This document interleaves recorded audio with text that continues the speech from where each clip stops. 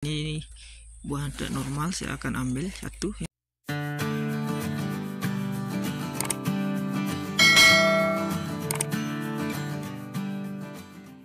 Halo teman-teman sahabat tani, berjumpa lagi dengan saya. Selamat beraktivitas ya di kebunnya. Nah, di video kali ini saya akan membahas cara mengawinkan bunga jantan ke bunga betina tanaman zucchini ya, atau labu Jepang. Nah, jadi seperti apa prosesnya, tonton terus ya teman-teman supaya tidak ketinggalan informasi ya. Ini di belakang saya sudah ada beberapa bunga-bunga jantan dan betina. Oke teman-teman ya. Nah, jadi ini adalah tanaman zucchini saya yang sudah mulai berbunga ya. Ini penanaman kurang lebih 500 pohon. Nah, jadi ini sudah agak siang ya saya ke kebun. Jadi bunga betinanya sudah banyak yang kuncup seperti ini ya. Kuncup karena udah agak siang. Biasanya pas mekarnya itu jam 5 pagi sampai jam 7 ya. Udah kita harusnya mulai pengawinan ya. Jadi untuk bunga jantannya seperti ini ya teman-teman. Nah, jadi seperti ini bunga jantannya. Kalau bunga betina seperti ini salon buah ya. Nah, jadi sudah ada buahnya. Tidak ada buahnya. Kalau bunga jantannya tidak ada ya teman-teman. Jadi kita bisa ambil ya bunga jantannya seperti ini. Terus kita cari bunga betina yang masih mekar ya teman-teman. Jadi ini ya. Ini kita goyang seperti ini supaya sari-sarinya itu jatuh ke bunga betinanya ya. Atau teman bisa memotong ini juga supaya lebih gampang ya. Potong seperti ini. Nah, jadi seperti ini ya teman-teman. Jadi kita bisa langsung. Ini untuk bunga jantannya bisa kita kawinkan sebanyak 5 sampai 6 bunga betina ya teman-teman ya. Ini juga masih ada ya. Ini bunga betinanya ya teman-teman. Ayo kita kawinkan.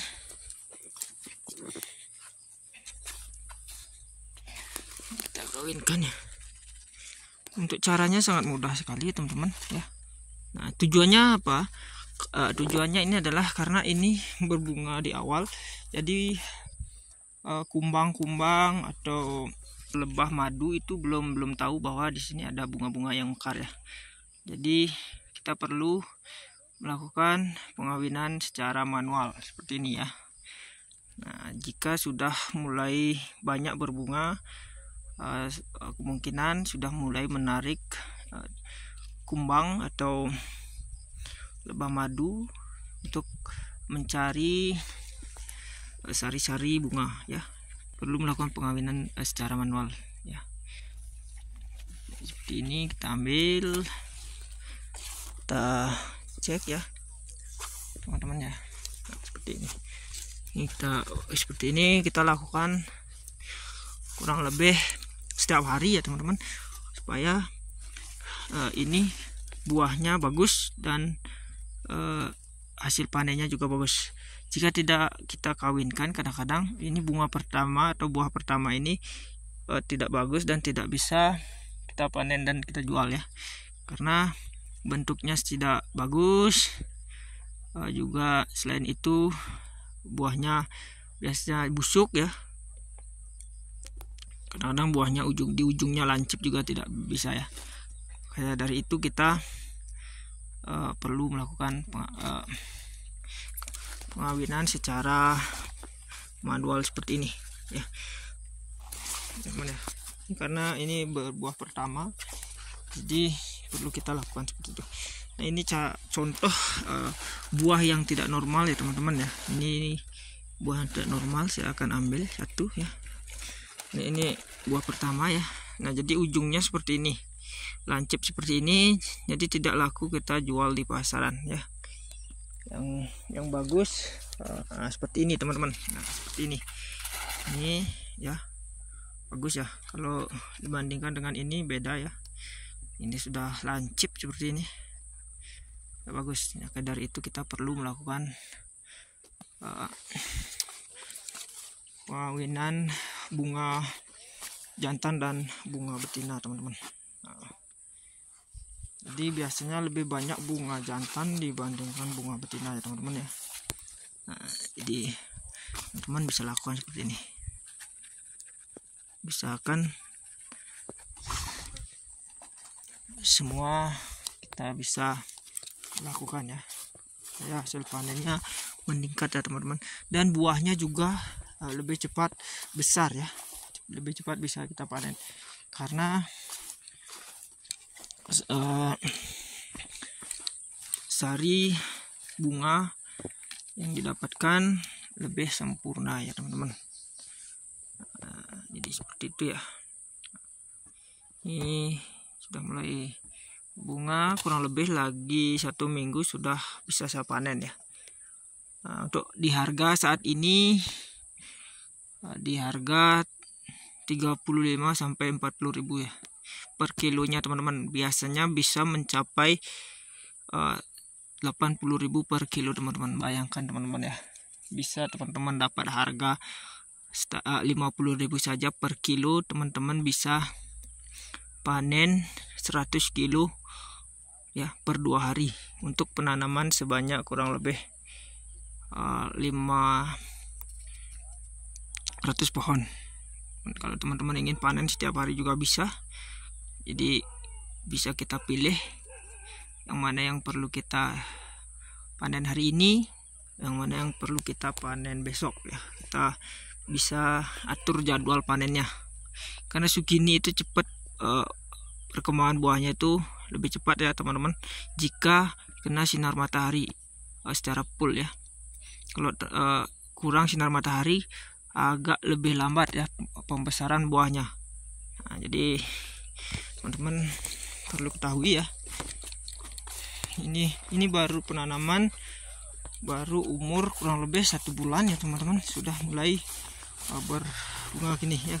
Karena ini saya cangkok ya, saya gunakan pot tray, jadi saya penanamannya sudah siap tanam, baru saya tanam.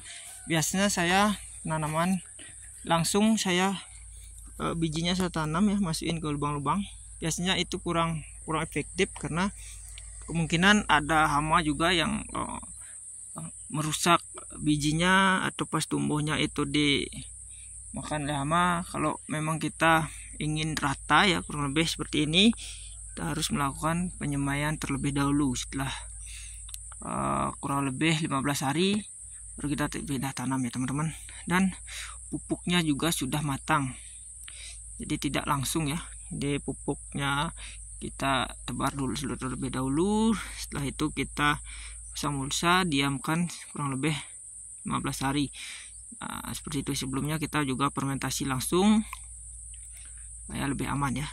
Jadi seperti ini perkembangannya, teman-teman ya.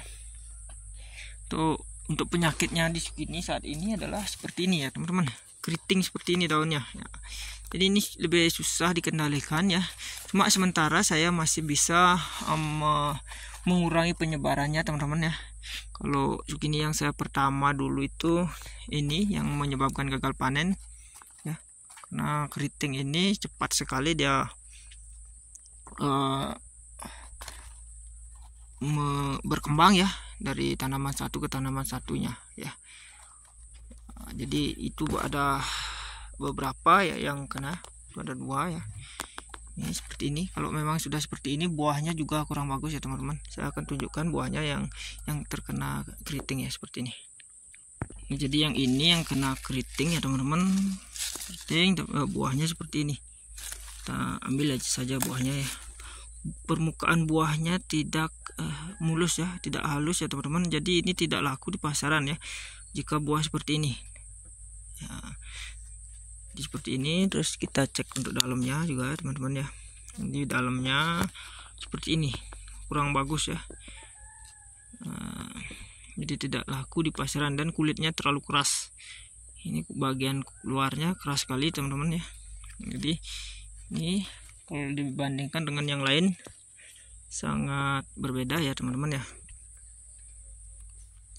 Kalau yang bagus itu biasanya kulitnya mulus, lebih gampang lecet, yang bagus ya. Kalau yang keriting ini kulitnya keras, tidak mudah rusak ya, jadi tidak laku di pasaran. Nah, jadi ini ada beberapa yang terkena penyakit keriting ini teman-teman. Kemungkinan kurang lebih 90% yang bagus ya, 10% yang kena keriting. Nah, mudah-mudahan ini bisa berhasil ya dengan sistem yang saya lakukan saat ini untuk mencegah tanaman zukini terkena keriting. Oke teman-teman, jika teman-teman ingin menanam zukini juga bisa ditanam di dalam pot depan rumah atau di halaman rumahnya atau di kebun. Nah, teman-teman bisa ya, yang bisa mengolah silahkan diolah sendiri buahnya ya, karena ada yang suka memasak seperti ini, labu Jepang ini, ada yang tidak juga ya. Teman-teman bisa beli bibitnya di toko pertanian atau di online shop ya. Oke teman-teman, untuk tanaman zukini seperti itu cara pengawinannya, bunga betina dan bunga jantannya seperti apa ya, seperti itu, seperti video saya jelaskan, karena itu yang saya lakukan di kebun saya dan itu sudah berhasil. Jadi saya bagikan ke teman-teman supaya teman-teman juga bisa mencobanya ya, supaya hasil panennya meningkat teman-teman. Nah, jadi sekian dulu video saya hari ini mengenai perawatan zukini, cara pengawinan bunga zukini juga. Nah, jadi jika ada yang ditanyakan silahkan tulis di kolom komentar teman-teman. Kalau ada yang masukan silahkan tulis komentar ya. Dan jika teman-teman ingin dibuatkan video yang lain silahkan tulis, mudah-mudahan saya bisa membuatkan videonya teman-teman. Oke, tetap bersama kami Ajak Bertani. Selamat mencoba, semoga berhasil.